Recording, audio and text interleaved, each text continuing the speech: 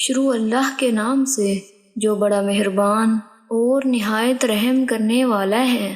السلام علیکم ورحمۃ اللہ وبرکاتہ۔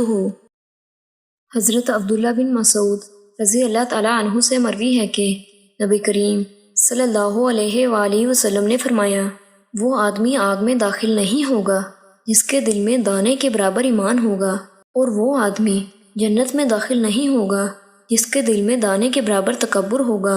ایک آدمی نے کہا، اے اللہ کے رسول صلی اللہ علیہ وآلہ وسلم، مجھے یہ بات پسند ہے کہ میرے کپڑے دھلے ہوئے ہوں، سر پر تیل لگا ہوا ہو، میرے جوتے کا تسمہ نیا ہو۔ پھر اس نے مزید کچھ اشیاء کا ذکر بھی کیا، یہاں تک کہ کوڑا لٹکانے کے حلقے کی بات کی۔ تو کیا یہ چیزیں تکبر سے ہیں، اے اللہ کے رسول؟